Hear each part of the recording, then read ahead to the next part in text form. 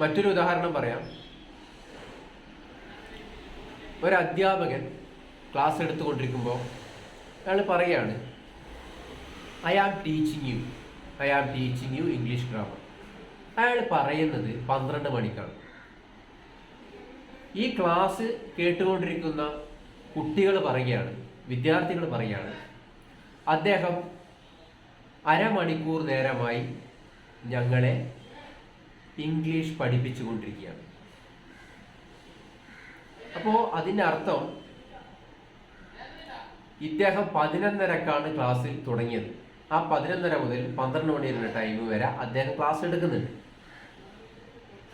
അപ്പോൾ അത് പെർഫെക്റ്റ് ചെയ്തിട്ടാണ് വിദ്യാർത്ഥികൾക്ക് അറിയാം ഇദ്ദേഹം ഈ ക്ലാസ് എടുക്കൽ എപ്പോഴാണ് അധ്യാപനം തുടങ്ങിയത് കൃത്യമായിട്ട് കുട്ടികൾക്ക് കാലം അറിയാം. അപ്പോൾ കാലനിർണ്ണയം അവിടെ പറഞ്ഞുകൊണ്ട് പറയുകയാണ്, he has been teaching us English grammar since 11:30. എന്ന് വെച്ചാൽ 11:30 ക്ലാസ് തുടങ്ങി 12 മണിയിൽ എത്തിയിരിക്കുകയാണ്. അപ്പോൾ അത് മറ്റൊരു വിദ്യാർത്ഥി പറയാണ്, he has been teaching us English grammar for half an hour. അരമണിക്കൂർ നേരമായി പഠിപ്പിച്ചുകൊണ്ടിരിക്കുകയാണ്. അപ്പോൾ നിങ്ങൾ മനസ്സിലാക്കേണ്ടത് പ്രസന്റിൽ കണ്ടിന്യൂസ് ആയ ആക്ഷനെ, ആ പ്രവൃത്തിയെ, അതിൻ്റെ കാലഘട്ടത്തെ, അതെപ്പോൾ തുടങ്ങിയെന്ന് വ്യക്തമാക്കുമ്പോഴാണ് ഒരു പ്രസന്റ് കണ്ടിന്യൂസ് പ്രസന്റ് പെർഫെക്റ്റ് കണ്ടിന്യൂസിലേക്ക് വഴിമാറുന്നത്. ഇതാണ് അതിൻ്റെ കാര്യം. ഇതിന് സബ്ജക്റ്റിന് ശേഷം ഹാസോ അല്ലെങ്കിൽ ഹേവോ വരും. ബീൻ എന്ന ഒരു ബി ഫോം വരും. ബിയുടെ B3 ആണത്. അതായത് ഈസാമാർ വാസ് വേറെ ബീൻ. ബിയുടെ ബി ഫോമാണ് ബീൻ, അതായത് പാസ്റ്റ് പാർട്ടിസിപ്പിൾ. പ്ലസ് വെർബുകൾ ING ഫോമിലായിരിക്കും. അതാണ് നേരത്തെ പറയുന്നത്, it has been raining, he has been teaching us. മറ്റൊരു ഉദാഹരണം പറയാണ്, ഒരു സ്കൂളിൽ പഠിപ്പിച്ചിട്ടൊരു അധ്യാപകൻ പറയാണ്, ഞാൻ ഈ സ്കൂളിൽ 2015 മുതൽ പഠിപ്പിച്ചുകൊണ്ടിരിക്കുകയാണ്. അയാൾ ഇപ്പോൾ സ്കൂളിൽ പഠിപ്പിക്കുന്ന ആളായിരിക്കും. പക്ഷെ അയാൾ പറഞ്ഞാണ് 2015 വരെ ഞാൻ ഈ സ്കൂളിൽ പഠിപ്പിക്കുകയാണെന്ന്. അയാൾ പ്രസന്റ് കണ്ടിന്യൂസ് വരെ പ്രസന്റ് പെർഫെക്റ്റ് കണ്ടിന്യൂസ് ഉപയോഗിക്കണം. I have been teaching in the school since 2015 എന്ന് വെച്ചാൽ ഈ പറയുന്നത് എപ്പോഴാണ്? അയാൾ 2024 അദ്ദേഹം ആ സ്കൂളിലെ അധ്യാപകനാണ്.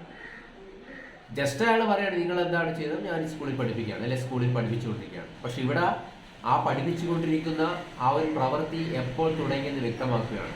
അപ്പോൾ അയാൾ പറഞ്ഞ പ്രകാരം ഇറ്റ് ഹാസ് ബീൻ, അല്ലെ ഹി ഹാസ് ബീൻ, അല്ലെ I have been teaching the school since 2015 ആണെങ്കിൽ 2024 അയാൾ എത്ര വർഷമായി എന്ന് പറയുന്നതാണ് അതിന് ഡ്യൂറേഷൻ ഓഫ് ടൈം എന്ന് പറയുന്നത്. അതിങ്ങനെ പറയാം.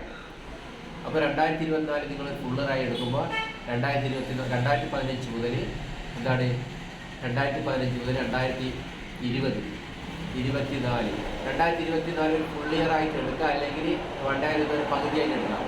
എങ്ങനെയായാലും എന്താണ് 5.3, അപ്പോൾ 8.5 വർഷക്കാലമായി ഞാൻ ഈ സ്കൂളിൽ പഠിപ്പിച്ചുകൊണ്ടിരിക്കുകയാണ്. എനിക്ക് 2024 ഫുൾ ഇയർ ആയിട്ട് എടുക്കുകയാണെങ്കിൽ അയാൾ ഇങ്ങനെയും പറഞ്ഞാൽ മതി. അതിലിങ്ങനെ പറയാം, എന്താണ് 9 വർഷക്കാലമായി ഞാൻ ഈ സ്കൂളിൽ പഠിപ്പിച്ചുകൊണ്ടിരിക്കുകയാണ്. I have been teaching the school for 9 years. ഇതാണ് പ്രസന്റ് പെർഫെക്റ്റ് കണ്ടിന്യൂസുകളെ പ്രസന്റ് കണ്ടിന്യൂസ് ടെൻസ് നിന്ന് വ്യത്യാസപ്പെടുന്നത്. ഇതാണ് അതിൻ്റെ കാര്യം. സിമ്പിളായിട്ട് പറയാൻ വെച്ചാൽ പ്രസന്റിന് നമ്മൾ കണ്ടുകൊണ്ടിരിക്കുന്ന ആക്ഷൻ എപ്പോൾ തുടങ്ങി, അല്ലെങ്കിൽ എത്ര നേരമായി വ്യക്തമാക്കുമ്പോഴാണ് പ്രസന്റ് പെർഫെക്റ്റ് കണ്ടിന്യൂസ് ഉണ്ടാകുന്നത്. ഇപ്പോൾ TV കണ്ടുകൊണ്ടിരിക്കുന്ന ഒരാൾ പറയാണ്, അമ്മയെ വെച്ച് നീ എന്ത് ചെയ്യും? ഞാൻ TV കണ്ടുകൊണ്ടിരിക്കും. ജസ്റ്റ് നമ്മൾ പറഞ്ഞാൽ മതി. ഇപ്പം നമ്മൾ കാണുന്നുണ്ട്, ഐ ആം വാച്ചിങ് TV. അപ്പോൾ അമ്മക്കറിയവൻ എപ്പം TV കാണാൻ തുടങ്ങിയത്? നിങ്ങൾ പറഞ്ഞത് 9:30ക്കാണ്. അമ്മക്കറിയവൻ 8:30 മുതൽ TV മുന്നിലാണ്. അപ്പോൾ അമ്മ എന്നെ പറയാണ്, നീ 8:30 മുതൽ TV കണ്ടുകൊണ്ടിരിക്കുകയല്ലാണ്, TV കണ്ടുകൊണ്ടിരിക്കുകയാണ് എന്ന് വെച്ചാൽ അമ്മക്കറിയാൻ ആ TV മുമ്പിൽ അന്ന് 8:30 മുതൽ 9 മുതൽ ഈ 9 മണി വരെയും അദ്ദേഹം ഇരിക്കുന്നുണ്ട്.